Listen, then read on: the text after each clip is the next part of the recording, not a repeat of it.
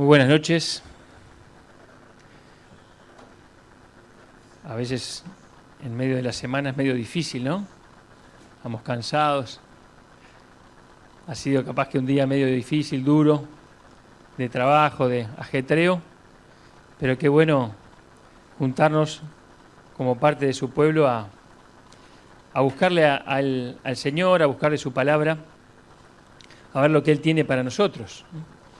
Y les invito a abrir la Biblia en la última hoja, no en la concordancia, no en los mapas, sino en la última carilla de sus Biblias, en Apocalipsis capítulo 22. Ustedes saben que el libro de Apocalipsis es un libro profético, el único libro profético del Nuevo Testamento. Hay varios en el Antiguo Testamento, pero solamente uno en el Nuevo, y es el libro de Apocalipsis, escrito por el apóstol Juan. Ese apóstol que fue el que más tiempo vivió, más tiempo de vida tuvo. Los 12 apóstoles, considerando también a Matías, tuvieron su peregrinar sobre esta tierra, pero 11 de ellos murieron en forma, por lo menos así lo dice la tradición, prematura y en el martirio. Pero Juan vivió más tiempo, y si bien tuvo que sufrir mucho por la fe y estar preso y sufrir torturas, etcétera, pero murió más entrado en años, dice la historia, dice la tradición. Y cuando estaba preso en la isla de Patmos por causa de la fe, Dios, el Señor, le mostró estas visiones, estas palabras proféticas que Juan escribió. Y sin duda que son, al ser el último libro de la Biblia, el que cierra el canon bíblico, es un libro muy especial. Un libro que tiene muchas advertencias, que tiene, cosas duras que van a pasar en la Escritura, en la historia, que dice la Escritura, pero también tiene mucho consuelo, que tiene muchas bendiciones para los creyentes, y también vamos a ver alguna invitación, la última invitación de la Biblia y de este libro. Cuando Juan escribe su libro de Apocalipsis, él mismo hace una especie de bosquejo, podríamos decir. El jueves pasado vino un adolescente y me dijo, me pidieron en el liceo que haga un resumen del libro de Apocalipsis en 20 minutos. ¿Vos me podés decir cómo resumirlo? Y ahí fue un poquito difícil decirle algo a la chica, pero me acordé de este versículo, ¿no? Versículo 19 del capítulo 1, que dice, escribe las cosas que has visto y las que son y las que han de ser después de estas. Y la mayoría de los estudiosos dicen, este es el bosquejo de Apocalipsis, ¿no? Este es el bosquejo. Juan escribió las cosas que has visto, y lo que vio primero fue al Señor Jesucristo en gloria. Las cosas que son, y ahí escribe esos mensajes tan especiales a las iglesias de Asia, y después escribe las cosas que han de ser después de estas. Y ahí tenemos todo el resto de los capítulos hasta el final y hasta el capítulo 22. Y Apocalipsis cierra la Biblia con el estado eterno. ¿Se acuerdan que cuando veíamos el miércoles pasado que Pablo nos repasaba los últimos eventos finales? Llegábamos hasta el estado eterno. Y la escritura ahí en Apocalipsis 21, 22 termina con ese estado eterno de los creyentes en gloria con el Señor. Qué bueno que la Escritura tiene toda la historia humana, podríamos resumir, ¿no? Tiene, en el Génesis tenemos la creación, pero acá en el Apocalipsis tenemos la destrucción de aquella creación y la nueva creación. Y tenemos en Apocalipsis un libro de consumación del plan de Dios. Solamente para puntear algunas cositas. En Génesis tenemos el paraíso perdido, ¿recuerdan? Por el pecado. En Apocalipsis tenemos el paraíso recuperado. Y allí en los primeros versículos de este capítulo 22 tenemos ese paraíso que es recuperado gracias a la obra de Cristo en la cruz. En Génesis tenemos la creación del cielo y de la tierra. En Apocalipsis tenemos la destrucción del cielo y la tierra y la creación de nuevos cielos y nueva tierra. En Génesis tenemos el inicio del reinado de Satanás en la tierra, que le quita el cetro al hombre, allí cuando el hombre peca, ¿no? Pero en Apocalipsis tenemos que Satanás es echado al lago de fuego y se termina Satanás, ¿no? En Génesis tenemos la entrada del pecado a la historia, ¿no? Pero en Apocalipsis tenemos la exclusión definitiva del pecado. En Génesis tenemos la maldición sobre la creación. En Génesis tenemos la eliminación de la maldición. Capítulo 22, versículo 3. No habrá más maldición. En Génesis tenemos la pérdida del derecho del árbol de la vida. ¿Se acuerdan, no? Cuando Adán y Eva son expulsados del paraíso. Pero en Génesis tenemos en Apocalipsis tenemos la restauración del acceso al árbol de la vida, y acá en este capítulo tenemos que el árbol de la vida aparece otra vez en la experiencia de la humanidad, de los redimidos, ¿no? En Génesis tenemos el principio del dolor, cómo empieza el dolor en la humanidad. Pero en Apocalipsis tenemos la eliminación del dolor, no habrá más dolor. Y en Génesis tenemos la entrada de la muerte junto con el pecado allí, pero acá en Apocalipsis tenemos la eliminación definitiva de la muerte. Dice versículo, a ver si tenemos ahí, 21.4. 21.4 de Apocalipsis. Enjugará Dios toda lágrima de los ojos de ellos, y ya no habrá muerte, ni habrá más llanto, ni clamor, ni dolor, porque las primeras cosas pasaron. Así que claramente es un libro muy especial, un libro de la consumación del plan de Dios en la humanidad, para la humanidad.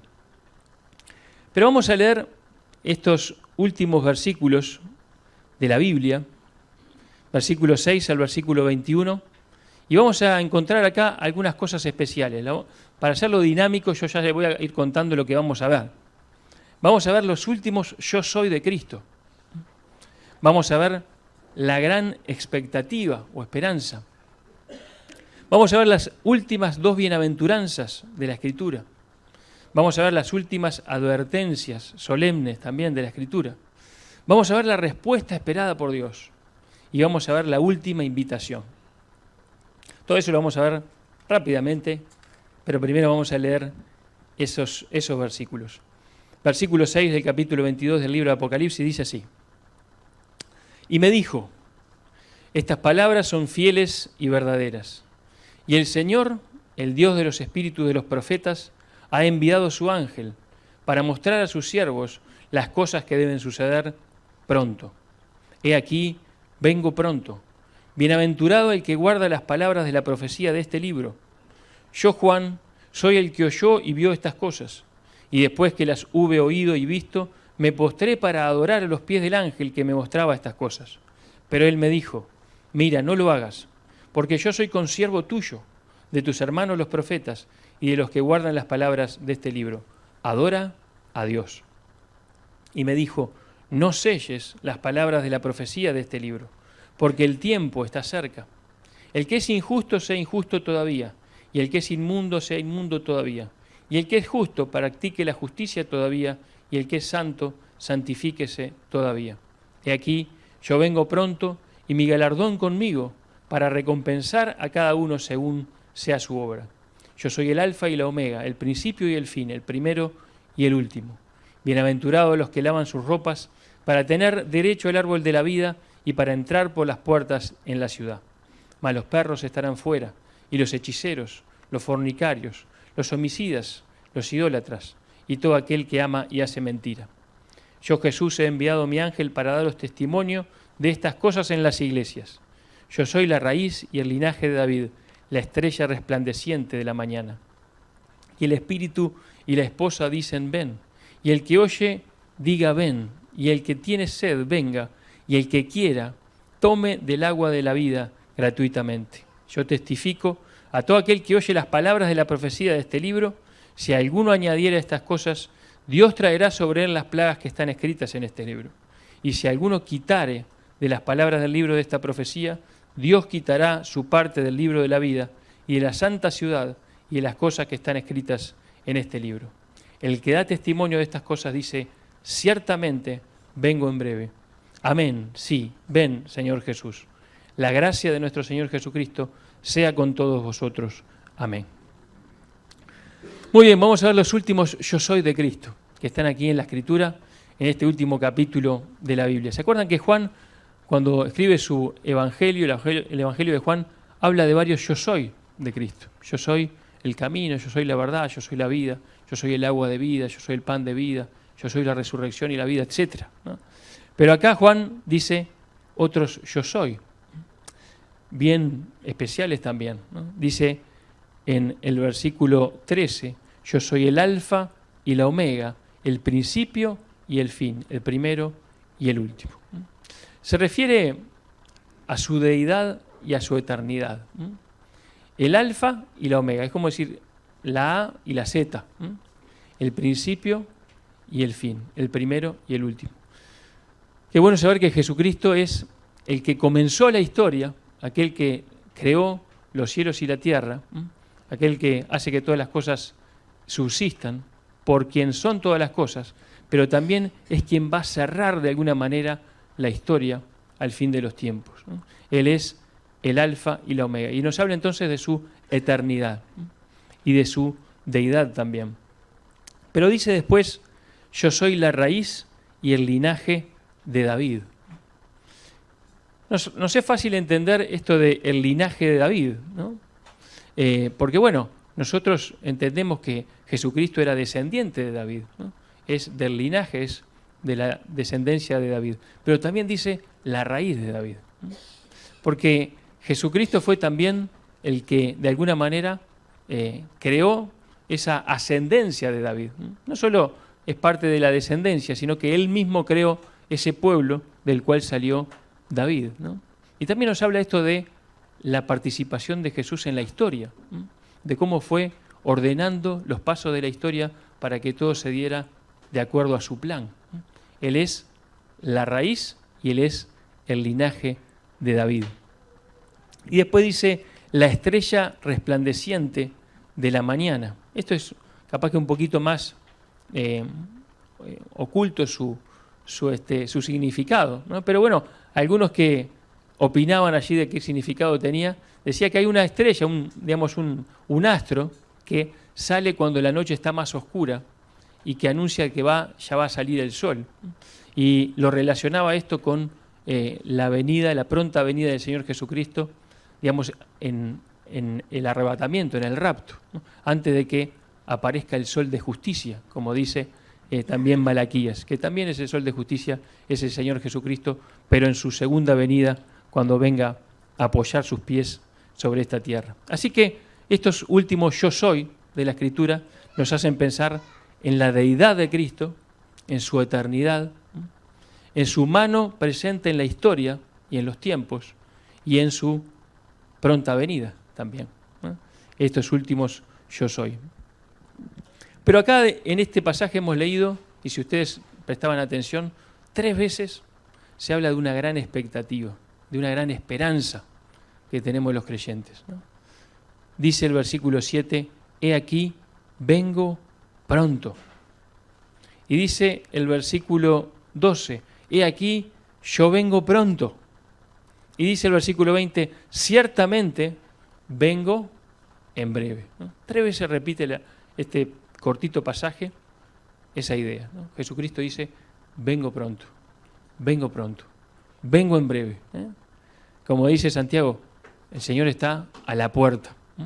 Ya viene. Los primeros creyentes se saludaban así, Maranata, ¿eh? ¿Qué quiere decir? El Señor viene, Cristo viene, ¿no? Ya viene el Señor. Y esa es la gran expectativa del creyente. Y somos, una vez más, desafiados a vivir en esa expectativa de que el Señor Jesucristo ya viene. Imagínense aquellos que estén en viviendo ese tiempo terrible, ¿no? que va a venir sobre la humanidad y que de pronto lleguen a encontrarse con la Escritura y dice, ya viene. Bueno, no sé en qué situación estarán y cómo podrán vivir en ese momento, sin duda con mucha tribulación y con mucho sufrimiento. Pero cuando vean esto van a decir, ya viene, ¿no? Pero nosotros tenemos que decir que el Señor viene, ¿no? El Señor ya va a venir, los que vivan en la tribulación y que crean en el Señor Jesús, bueno, lo van a pagar con su vida, dice la Escritura, ¿no? Pero van a tener la expectativa de la segunda venida. Pero nosotros tenemos la expectativa del rapto, del arrebatamiento, de que el Señor viene a buscar a su iglesia. Y somos llamados a vivir en esa esperanza, en esa gran expectativa. Ahora, según esa gran expectativa, aparecen dos bienaventuranzas, que son las últimas bienaventuranzas de la Biblia. Dice el versículo 7, después de decir vengo pronto, dice, bienaventurado el que guarda las palabras de la profecía de este libro. Saben, guardar las palabras de la profecía, guardar la palabra de Dios no significa de esconder la palabra en algún lado o guardar la Biblia, ¿no? Sino que se refiere a obedecer. Guardar la palabra de Dios es obedecerla. Y nosotros somos llamados a guardar la palabra de la profecía de este libro, los consejos, las advertencias, los desafíos de este libro, pero de toda la Biblia también. Y seremos bienaventurados si guardamos la palabra de Dios. Es una última llamado hacia la obediencia, hacia que seamos obedientes, ¿no? Y si somos obedientes a su palabra, vamos a ser, dice acá, bienaventurados.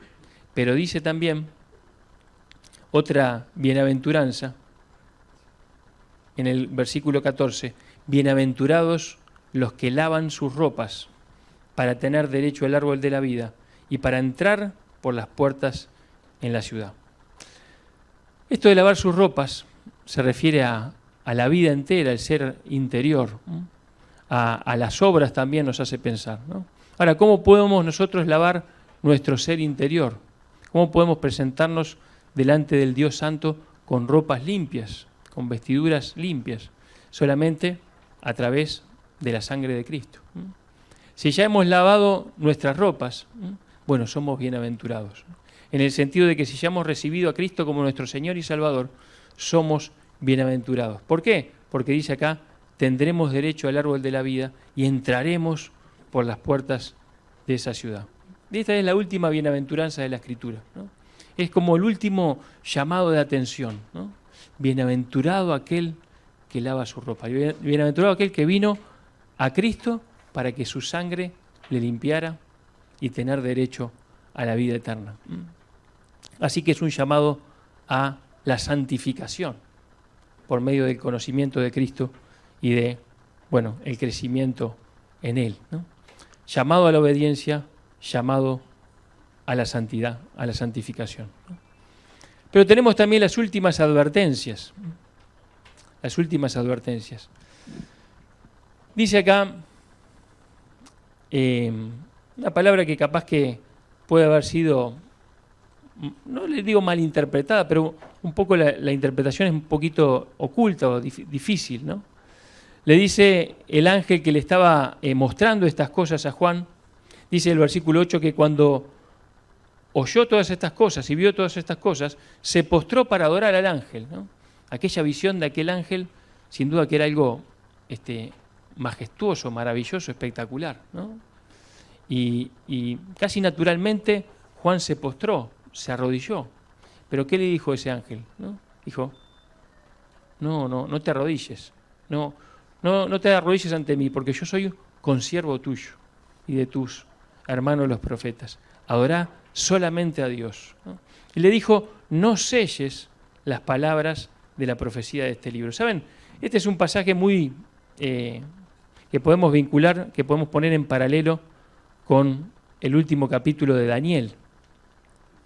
Allí Daniel, a ver si puedo llegar ahí, en Daniel, en el último capítulo, también pasa algo similar.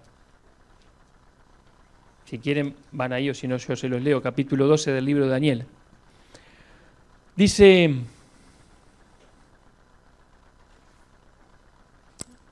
en el versículo 8 del capítulo 12, y yo oí, mas no entendí, dice Daniel, y dije, Señor mío, ¿cuál será el fin de estas cosas? Después de haber visto muchas cosas del fin de los tiempos, que muchas de ellas podemos buscar y encontrar un paralelismo en el libro de Apocalipsis. Y dice, anda Daniel, pues estas palabras están cerradas y selladas hasta el tiempo del fin. Muchos serán limpios y emblanquecidos y purificados, versículo 10. Los impíos procederán impíamente, y ninguno de los impíos entenderá, pero los entendidos comprenderán. Un pasaje que sin duda es muy paralelo, ¿no? Y muy similar. Ahora, la diferencia es que a Daniel se le dijo, cierra estas palabras, sella estas palabras, ¿no? Para el tiempo del fin. Todavía no había venido el Señor Jesucristo, todavía no había venido el Salvador, todavía no había pasado por la cruz. Pero a Juan, el ángel le dijo, no selles estas palabras porque el tiempo está cerca. Porque en cualquier momento puede darse estos, digamos, eventos que refiere este libro. Y dice ese versículo 11, el que es injusto sea injusto todavía, y el que es inmundo sea inmundo todavía, y el que es justo practique la justicia todavía, y el que es santo santifíquese todavía. ¿Y cómo se entiende eso? Bueno, la mayoría de los estudiosos, como solemos decir, opinan que se está refiriendo a, va a haber un tiempo, va a haber un momento en que ya no va a haber oportunidad para el cambio, ¿no? Ahora la puerta está abierta, ¿no? Ahora la gracia está disponible, ¿no? Ahora cualquiera que cree en Jesucristo y se arrepiente es transformado y va a tener esa entrada gloriosa al reino de Dios. Pero un día la puerta se va a cerrar, ¿no? La gracia hoy está disponible, pero un día ya no va a haber más oportunidad, ¿no? Y en ese momento ya el que está viviendo como está viviendo ya no tiene oportunidad de cambiar, ¿no? Y probablemente a eso se refiere este versículo. Ahora lo que nosotros tenemos que pensar es que si hay un momento en que el cambio va a ser imposible, que no sea que nos agarre de improviso ese momento y que nosotros no hayamos llegado al conocimiento de Dios, al conocimiento de Cristo.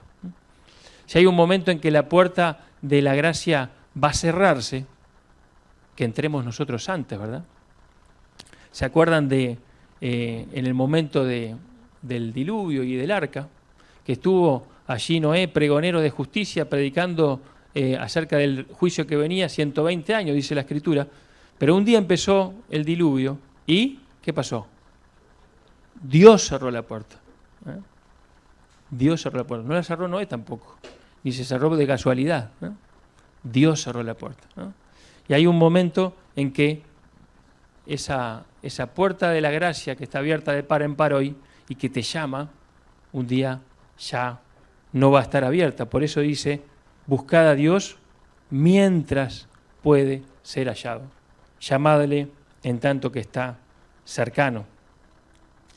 Y encontramos acá, como les había dicho un poco el bosquejo, esas son las últimas advertencias solemnes, ¿no? La puerta se cerrará un día. Después dice el versículo 15, que bueno, sin duda que como dice el 14, bienaventurados los que lavan sus ropas, pero van a estar los otros también, ¿no? Mas los perros estarán fuera, los hechiceros, los fornicarios, los homicidas, los idólatras y todo aquel que ama y hace mentira. Nos habla de esa exclusión, esa condenación eterna. ¿A qué se refiere con perros? ¿Saben? Para los orientales los perros, y sobre todo en esta época, eran animales inmundos y bueno, no, de ninguna manera lo tenían viviendo ahí con ellos y viviendo como si fuera un ser humano, ¿no? Ni le ponían nombre de personas, como hacemos ahora. Los perros eran, vivían afuera del muro de la ciudad, andaban como en jaurías y hacían desmanes, ¿no? Y eran considerados animales detestables para el judío.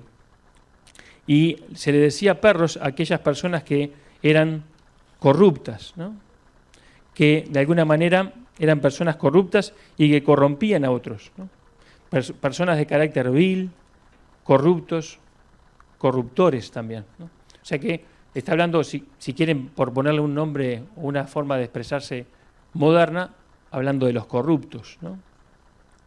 Pero también habla de acá de los fornicarios, los hechiceros, o sea, los que hacen y practican ocultismo, ¿no? Los fornicarios, inmoralidad sexual, los homicidas, ¿no? Los idólatras, los que adoran lo que no es Dios, ¿no? Y todo aquel que ama y hace mentira, ¿no? ¿Saben? Acá en esta lista entramos toda la humanidad, ¿no? Toda la humanidad. Todo aquel que ama y hace mentira. Puede ser que uno dice, no, yo no soy hechicero, pero esa última mención de la lista, todo aquel que ama y hace mentira, lamentablemente entramos todos, ¿no? O sea que o estamos de un lado, de los que lavaron sus ropas con la sangre de Cristo, o lamentablemente estamos del otro. Y es entonces una advertencia más. Y la última advertencia, de esas 3 advertencias solemnes, es la que dice el versículo 18 y 19. Y se refiere a tomar ligeramente la palabra de Dios, de sacar la importancia de la palabra de Dios, quitarle la integridad a la Biblia, cambiar la Escritura, y de esa manera, bueno, traer consecuencias negativas a aquellos que escuchan, ¿no? Aquellos que buscan a Dios. Y dice, si alguno añadiere, le va a pasar esto, y si alguno quitare, le va a pasar aquello otro, ¿no? Y se refiere a eso, ¿no? A la importancia de tener la Escritura y acercarnos a ella para leer lo que Dios nos quiso decir, ¿no? No para buscar que Dios esté de acuerdo conmigo o tergiversar la palabra para que, se ajuste a lo que yo pienso, ¿no? O quitarle lo que no me sirve o agregarle algo que yo quiero que esté, sino acercarnos a la Escritura con temor, con temblor, ¿no? Y conocer a Dios a través de ella, ¿no? Sin quitarle, sin agregarle, sin cambiarle.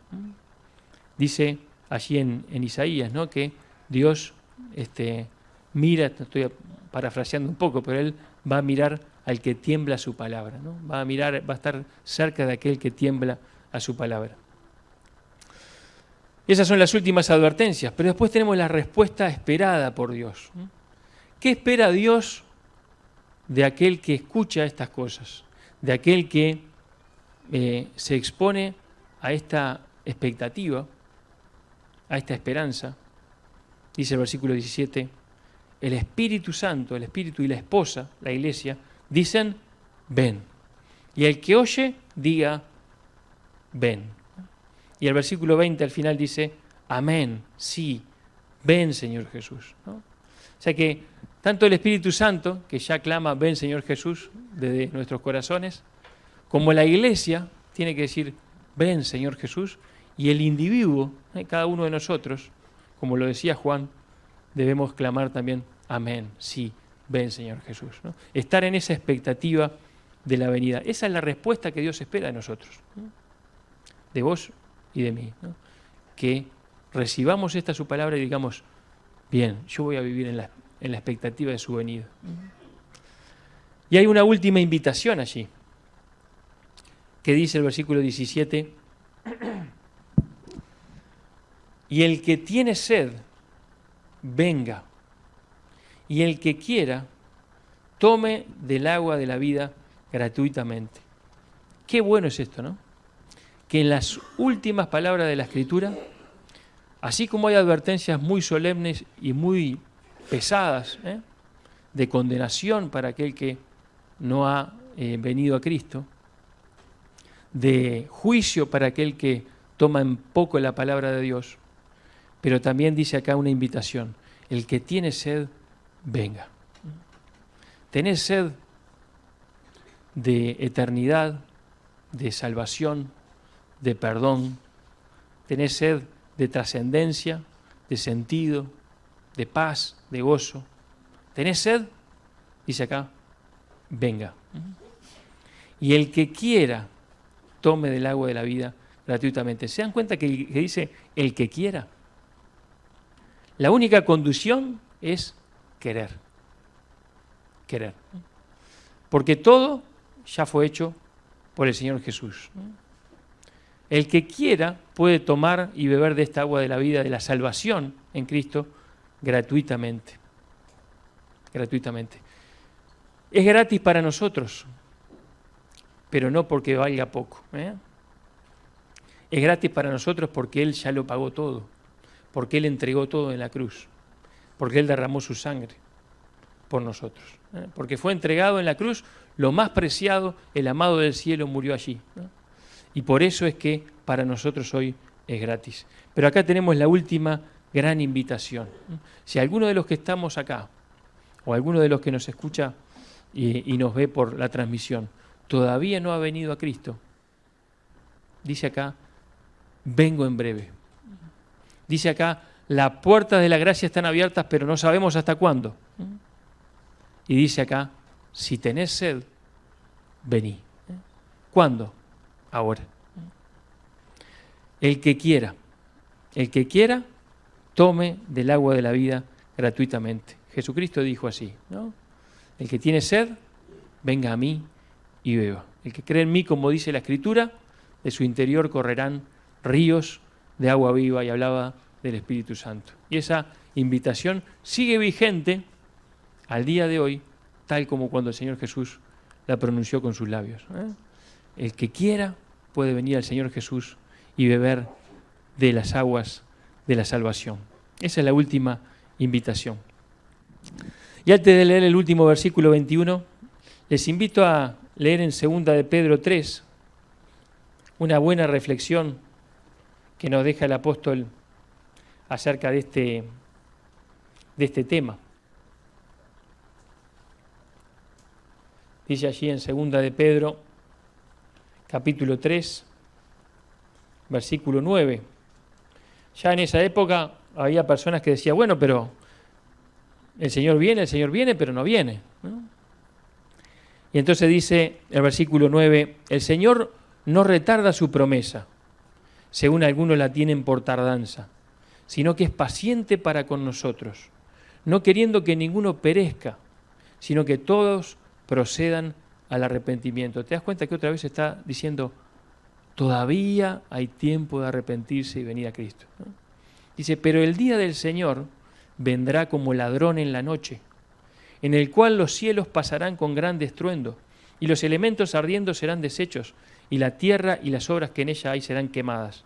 Puesto que todas estas cosas han de ser deshechas, ¿cómo no debéis vosotros andar en santa y piadosa manera de vivir, esperando y apresurándoos para la venida del día de Dios, en el cual los cielos encendiéndose serán deshechos y los elementos siendo quemados se fundirán? Pero nosotros esperamos, según sus promesas, cielos nuevos y tierra nueva en los cuales mora la justicia. Por lo cual, oh amados, estando en espera de estas cosas, procurad con diligencia ser hallados por Él sin mancha e irreprensibles en paz. Sin mancha nos habla de santidad, irreprensibles nos habla de obediencia a su palabra. Sin mancha e irreprensibles y en paz con Dios, paz entre nosotros, ¿no? Y con su paz en nuestro corazón.